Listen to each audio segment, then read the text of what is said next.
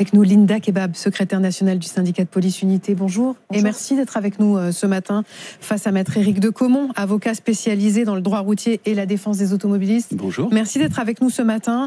Le chauffard qui a tué le gendarme Éric Comines lundi soir à Mougins a été incarcéré hier soir après avoir été mis en examen pour meurtre sur personne dépositaire de l'autorité publique et pour refus d'obtempérer. Les mots de la veuve d'Éric Comines, Harmonie Comines, prononcés hier matin, ont ému la France entière. Sa colère est partagée par bon nombre d'entre vous. Elle a aussi suscité beaucoup de réactions politiques. On l'écoute. Je l'affirme haut et fort, la France a tué mon mari. La France a tué mon mari, le père de mes enfants. La France a tué mon mari par son insuffisance, son laxisme et son excès de tolérance. La France a tué mon mari. Comment ? Pourquoi ? Pourquoi cet homme multirécidiviste peut-il évoluer en toute liberté ? Quand est-ce que nos législatifs ouvriront réellement les yeux ? Faut-il qu'il soit touché directement pour agir ? Combien de morts avant que ces assassins soient vraiment punis ? Évidemment, beaucoup de questions posées par Harmonie Comines. D'abord, Linda Kebab, au-delà de l'émotion, est-ce que ces mots sont la traduction d'une réalité où, oui, il y a insuffisance et laxisme dans le traitement judiciaire des refus d'obtempérer ?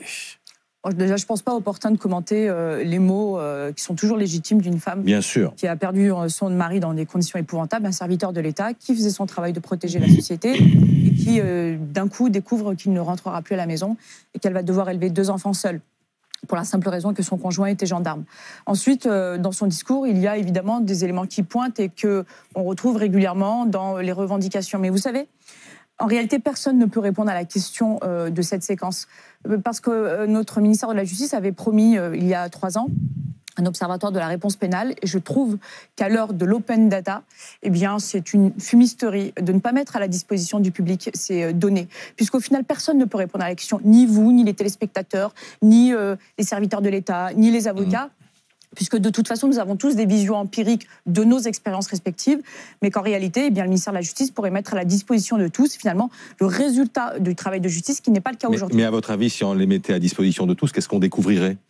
Moi, je pense que l'on découvrirait que, la justice, mais c'est pas un secret, n'a pas de moyens, clairement, avec des délais à rallonge qui sont inacceptables pour tous, que ce soit pour les victimes, déjà, parce que c'est à elles que je pense en premier, puisque mon travail, ça reste quand même de protéger des victimes, même pour les mises en cause, puisque parmi eux, il y a aussi des innocents qui ont parfois hâte que les procédures prennent fin pour pouvoir prouver leur innocence. Et puis, tous ces mises en cause qui sont coupables, qui ont commis quelque chose, eh bien, face auxquels il faut que la justice soit plus rapide et en mesure de donner une réponse pénale qui ait du sens. Parce qu'aujourd'hui, vous avez des délais de procédure qui sont excessivement longs.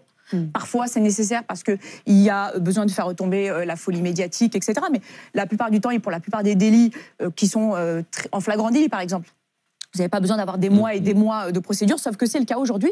Puis après, vous avez le temps d'exécution des peines. Et ça, c'est un vrai problème franco-français, le temps d'exécution des peines. Entre le prononcé de la peine et la mise à exécution, souvent des peines d'emprisonnement, vous pouvez avoir 1 an et demi sans problème.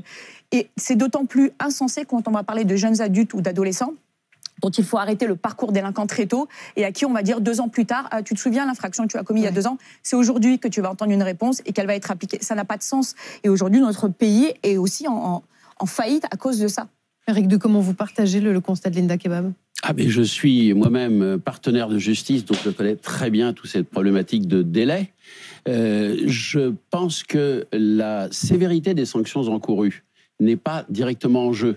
Vous voulez bien nous dire ce que l'on risque ? Alors voilà, justement, je veux dire déjà qu'il y a 20 ans, un refus d'obtempérer a une sommation de s'arrêter. Il faut bien préciser qu'il s'agit de ça. C'est pas si un policier vous dit prenez à droite, par exemple, parce que ici, c'est bouché pour les Jeux Olympiques. C'est pas un refus d'obtempérer si vous y allez quand même. Par contre, quand il vous dit vous vous arrêtez, là, c'est un refus d'obtempérer. Il y a 20 ans, vous risquiez au maximum jusqu'à 2 500 € d'amende et 3 ans de prison. Et 3 mois de prison.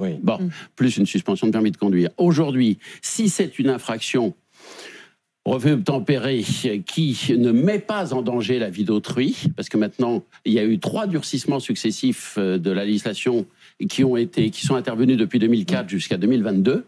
Là, vous risquez une peine de prison qui peut aller jusqu'à 2 ans, Oui. et vous risquez une peine d'amende qui peut aller jusqu'à 15 000 euros. D'accord, on risque, mais est-ce que ces peines sont prononcées? Alors, ces peines peuvent être prononcées, et surtout, elles sont très sensiblement aggravées si vous mettez en danger, potentiellement, la vie de celui qui vous demande de vous arrêter, d'un policier, d'un gendarme, bien entendu. Est-ce que les peines sont appliquées? Alors, qu'est-ce que vous entendez par peine appliquée? Si les maxima sont systématiquement prononcés, la réponse est non.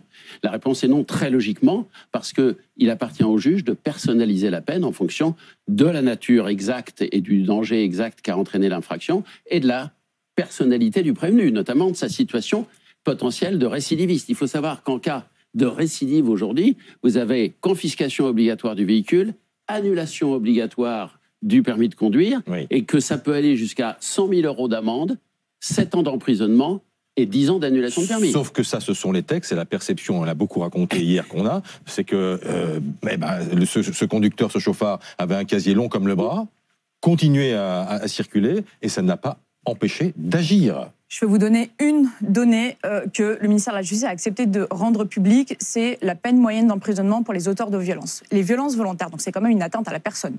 C'est quand même quelque chose qui est gravissime. Je veux dire, l'atteinte à l'intégrité d'une personne, c'est peut-être même pire qu'un vol. Enfin, c'est même pire qu'un vol, j'ai envie de vous dire. C'est 3 ans d'emprisonnement quand il n'y a pas de circonstances aggravantes. C'est-à-dire quand c'est pas dans le cadre des violences conjugales, par exemple, sur un mineur, avec arme, etc. C'est 3 ans d'emprisonnement. La peine moyenne pour des violences volontaires, même quand il y a des circonstances aggravantes, qui devrait augmenter à 5, 7, jusqu'à 10 ans, c'est 8 mois en France. La peine moyenne. Donc j'ai envie de vous dire, pour un refus d'obtempérer de 2 ans, quand on sait que c'est une infraction, on va dire, une niche, quelque chose d'un peu intime, qui ne va pas forcément impacter les Français, et pour lesquels, en fait, les premières victimes, entre guillemets, sont les forces de l'ordre, j'ai envie de croire, sauf si le ministère de la Justice demain veut bien nous donner les chiffres, parce que là, en réalité, on va débattre 100 ans sans avoir les données. J'ai peu envie de croire que les peines prononcées soient énormes. De toute manière, moi, je vous dis mon expérience, je n'ai jamais vu une personne aller en prison pour un refus d'obtempérer. Des dossiers, on en voit passer. Justement, une fois qu'on a dit ça, quel est l'outil juridique qui manque à notre arsenal, ou autre chose d'ailleurs, qui manque à notre arsenal pour que ces faits ne se reproduisent pas? Mais en fait, le code pénal en soi, il est bien rédigé. Mais comme l'a dit Maître il y a quelques secondes, il y a l'appréciation du juge. Alors c'est la séparation des pouvoirs. On a réussi à mettre pour les crimes des peines minimales. Il y a des peines minimales en dessous desquelles on ne peut pas... oui, une peine planchée, si vous voulez. Pour les délits, on refuse au motif que ce serait anticonstitutionnel. C'est constitutionnel pour le crime, mais pas pour le délit. En particulier quand ça porte atteinte aux personnes. C'est bizarre, enfin, franchement, je veux dire, il y a quelque chose qui ne colle pas. Non, je pense qu'il y a quelque chose d'idéologique. Une deuxième chose, le législateur a une capacité d'adaptation. Là, vous parliez de l'évolution des peines face au refus d'obtempérer, mais en fait, c'est proportionnel à ce que sont devenus les refus d'obtempérer, un fait de société. Dans les 25 000 refus d'obtempérer dont on parle chaque année, parce que c'est le quotidien d'un policier, moi j'ai connu des refus d'obtempérer, il y en a 5 000 qui sont considérés comme étant dangereux, c'est-à-dire pour lesquels l'auteur fonce dans le policier, le gendarme ou les usagers de la route pour échapper au contrôle. 5 000. Et pourtant, dans les 5 000, aujourd'hui, la plupart, eh bien, on a des difficultés d'identification des auteurs. Pourquoi? Et là, j'ai un message à faire passer aux législateurs. Le refus d'obtempérer, c'est 2 ans. Dans notre système français, donc le code de procédure pénale permet des moyens coercitifs de perquisition, visite domiciliaire, saisie et scellée pour les peines qui vont de 3 ans et plus. Donc si le législateur nous permettait déjà d'avoir une peine d'emprisonnement de 3 ans pour le refus d'obtempérer, on pourrait aller identifier plus facilement les auteurs, parce que ce n'est pas le cas aujourd'hui. Ce qui crée finalement une forme d'impunité chez les auteurs de refus d'obtempérer. Juste un mot, Éric de Caumont. Quel est le profil de ces 5000 coupables de refus d'obtempérer aggravés? Qui sont ces gens? 2 chiffres très importants. Le premier, c'est que sur ces 23 100, les derniers chiffres 25 000, et sur les 4 à 5 000 refus aggravés, qui sont-ils? Il y a une répartition géographique.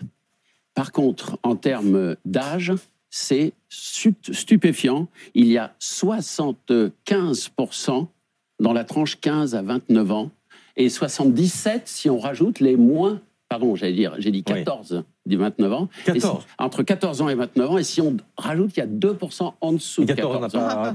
On n'a pas de permis. Mais éventuellement, on a un véhicule à moteur. C'est bien pour ça qu'on ne s'arrête pas. Bon. Donc, il y a 77% de jeunes et très jeunes conducteurs concernés. Un deuxième élément qui n'est pas inintéressant, je livre au débat, et puis on en verra les suites. Sur ces 23 100, c'est le dernier chiffre dont je dispose, il y a 200 récidives seulement. Ce qui aurait tendance à dire, mais je ne m'aventurerai pas là-dessus, que les peines encourues, prononcées, surtout en cas de récidive, où on sait que ça peut aller très loin, je vous l'ai dit tout à l'heure, seraient peut-être relativement dissuasives et qu'il n'y aurait pas de récidivistes fréquents du refus d'obtempérer.